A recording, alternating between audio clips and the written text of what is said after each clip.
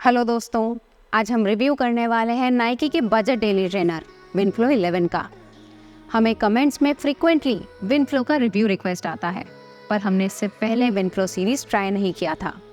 विनफ्लो 11 हमने स्पेसिफिकली चुना रिव्यू के लिए क्योंकि इसमें फाइनली नाइकी ने एक प्रीमियम मिडसोल फोम का इस्तेमाल किया है, यानी कुशलॉन 3.0। हमने पिछले कुछ वीडियोस में इसे मिनी निम्बस कहा था, इसके अपर के कंफर्ट और ओवरऑल बिल्ड क्वालिटी को ध्यान में रखकर। टेक्निकली विनफ्लो एक एंट्री पॉइंट है नाइकी के प्रीमियम रनिंग शू रेंज का। हमने शू कुछ 3 महीने पहले खरीदा और इसे as a do it all daily trainer की तरह इस्तेमाल किया, यानी लॉन्ग रन्स, टेम्पो वर्कआउट्स और डेली रनिंग इसी शू में। तो क्या ये शू एक्चुअली अच्छा है? हमारे ओपिनियन में हाँ, पर एक सर्टेन प्राइस पॉइंट पे, जिसके बारे में आगे बात करेंगे। शुरू करते हैं स्टार्टिंग फीचर्स के साथ। मैं हूं सिद्धार्थ। मैं हूं अनु और आप देख रहे हैं जॉगर जर्नल।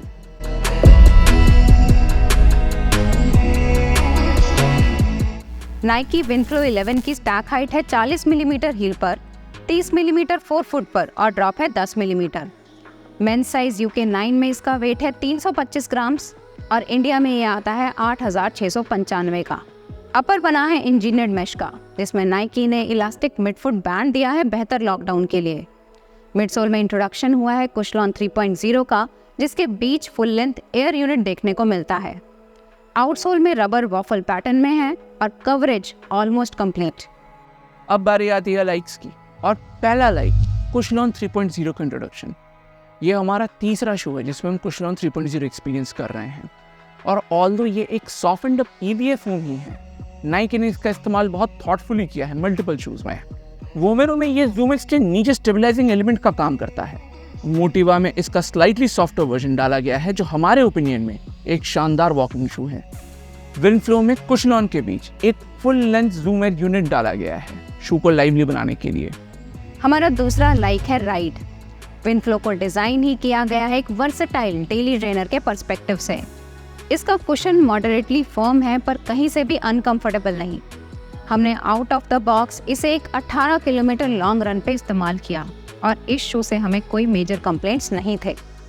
इनिशियली हमें ये थोड़ा फर्म लगा था, पर रिसेंटली इस पे एक टेम्पो वर्कआउट करने के बाद हमने ऑब्जर्व किया कि ये परफेक्टली बैलेंस्ड है और फास्टर एफर्ट्स के दौरान इसके जूम एयर यूनिट का पॉप नोटिसेबल और एक्चुअली प्लेजेंट था। इसका तीसरा लाइक है अपर। विनफ्लो 11 हमें निम्बस 26 की याद दिलाता है, जिसे हमने रिसेंटली रिव्यू किया था। इसका अपर थॉरली पैडेड है, जो कंफर्ट के साथ साथ बेहतरीन लॉकडाउन देता है, पर इसका डाउन साइड है कि अपर में वेंटिलेशन होल सिर्फ 4 फुट में है, यानी मिड फुट या हील एरिया में ब्रीदेबिलिटी कम होगी। चौथा लाइक है इसका प्राइस। ये आता है 8695 का, पर ये रेगुलरली 6000 के आसपास अवेलेबल रहता है। हमने इसे 3800 के प्राइस पे लिया है और अनफॉर्चुनेटली उसके बाद ये सिर्फ एक ही बार उस प्राइस पर दिखा है, मिंत्रा के बिग फैशन फेस्टिवल के स्टार्टिंग 2 घंटों में। हम रेकमेंड करेंगे कि आप इसे बेस्ट पॉसिबल प्राइस पे ही लें। पांचवा लाइक है बिल्ड क्वालिटी। एक और एस्पेक्ट जिसमें ये निम्बस से सिमिलर लगा। ये शू कहीं से भी एक बजट डेली ट्रेनर जैसा फील नहीं देता। अपर बहुत ही प्रीमियम मटेरियल से बना है, कुशलॉन डिसेंट सॉफ्टनेस प्रोवाइड करता है और आउटसोल में थिक और ऑलमोस्ट फुल रबर कवरेज है। ये सारे फैक्टर्स मिलके इसे एक एक्सट्रीमली ड्यूरेबल शू बनाते हैं। अब बात करते हैं डिसलाइक्स की। पहला डिसलाइक है वेट गेन। ये आता है 325 ग्राम्स का, जो पिछले वर्जन से ऑलमोस्ट 30 ग्राम्स बड़ा है। नाइकी ने इसका स्टैक हाइट मेंशन नहीं किया है, पर देखने से लगता है कि स्टैक इंक्रीज हुआ है। ऑल्दो ये अंडरफुट उतना हैवी फील नहीं होता। टेम्पो वर्कआउट्स के लिए 300 ग्राम ज़्यादा है, जो इसके वर्सेटिलिटी को थोड़ा हैम्पर करता है। दूसरा डिसलाइक है इसके लेसेस। ये लेसेस बहुत स्टिफ मटेरियल के बने हैं और रनिंग के दौरान बहुत ईजिली खुल जाते हैं, जिसे अवॉइड करने के लिए हम डबल नॉट प्रेफर करते हैं, पर इनका लेंथ भी कम है, जो प्रॉब्लम को कंपाउंड करता है। अब हम शू के 3 मेजर कंपोनेंट्स अपर, मिड सोल और आउटसोल को रेट करेंगे अपने एक्सपीरियंस के बेसिस पे। शुरू करते हैं अपर से। जैसा कि हमने पहले कहा था कि ये एक हेविली पैडेड शू है, जिसका पॉजिटिव होगा लॉकडाउन और कंफर्ट, नेगेटिव होगा breathability. Shoe perfectly true to size है और इसका आर्च सपोर्ट डिस्टिंक्ट सेंसेशन देता है, पर डिस्कम्फर्ट नहीं देता। इसे हम देंगे 3.25 आउट ऑफ 5।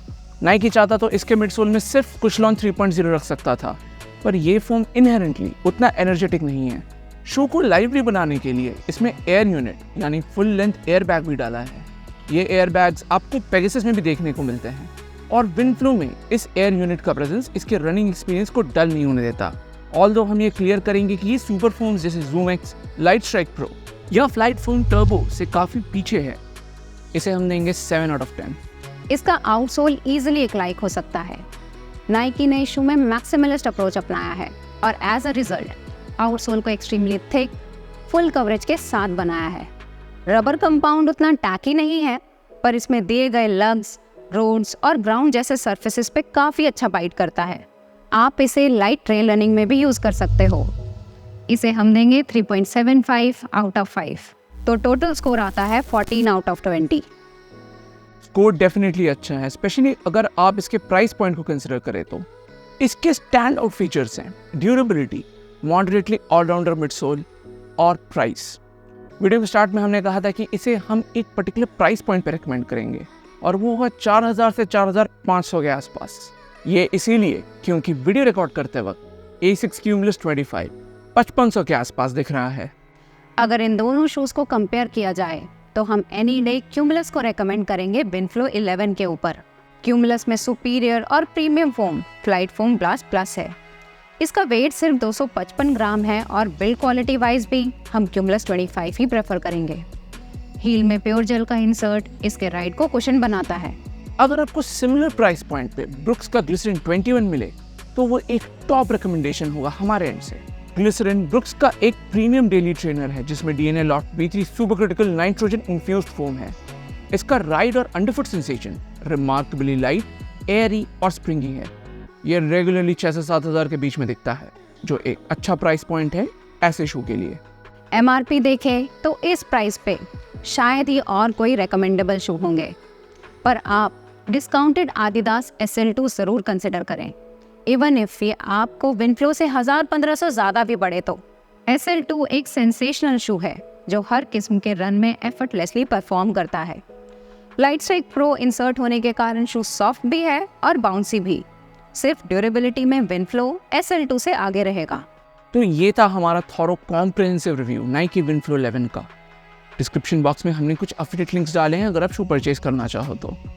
वीडियो पसंद आया तो लाइक और सब्सक्राइब जरूर कीजिएगा, इससे हमें बहुत हेल्प होती है। अगले में मिलते हैं। Thank you and good bye.